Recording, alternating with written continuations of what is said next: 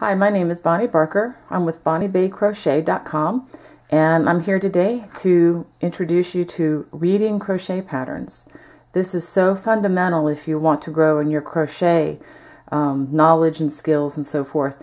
You know, it's just like a child learning how to read a book. It's fine and great when people read to them or even being able to memorize a story, but once the child learns how to read books for him or herself, a whole world opens up. And that's what I hope for you, is that this will help you to, you know, step out in faith and not be afraid to try that crochet pattern that maybe has held you in fear because you don't know what the little words or little letters mean.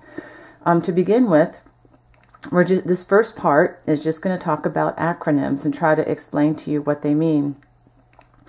If you're like me, you're the owner of a cell phone or perhaps an iPad or even take an active part on one of the social media formats such as Facebook. And many people use acronyms all the time on there to communicate. For example, LOL, which I've learned means laughing out loud. It's used quite a bit. Another acronym, ROFL, which would mean, according to my kids, rolling on the floor laughing. And another one, TTYL. That would be talk to you later. And you may have seen the BFF, best friends forever. I mean, these are just little shorter ways to write information to people. And for the most part, that's what crochet pattern writing has been doing for years before any of this social media took off.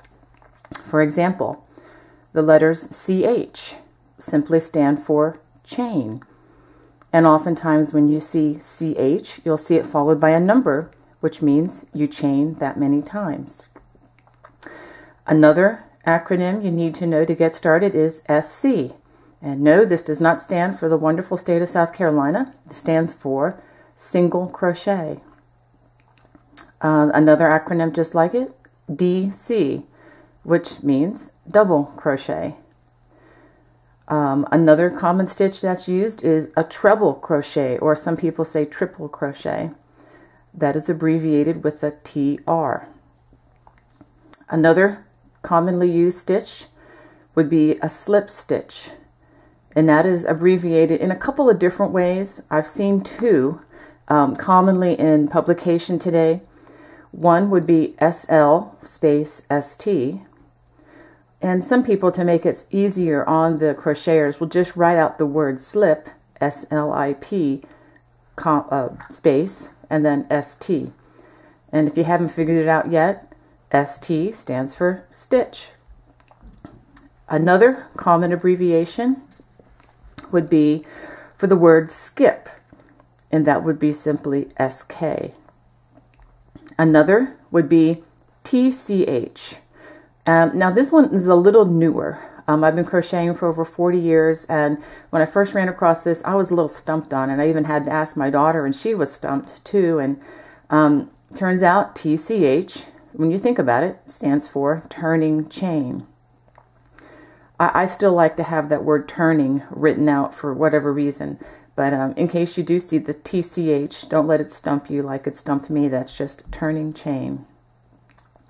Some more advanced stitches, or for intermediate crocheters, you may use front post or back post stitches. For a front post double crochet, it would simply be abbreviated FP for front post and DC for double crochet. And for the back post, BP for back post and DC for double crochet.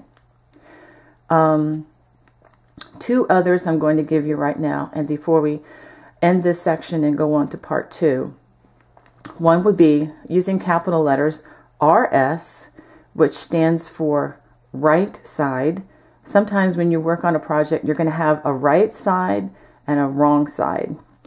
And if the row is beginning a wrong side, sometimes it will say with the capital letters WS for wrong side. That's just to make sure that you're putting the stitches on the correct, into the correct row at the correct time. Okay, so if you want to take a look at this again, otherwise you can just go on to part 2. We're going to be making a scarf. Take care.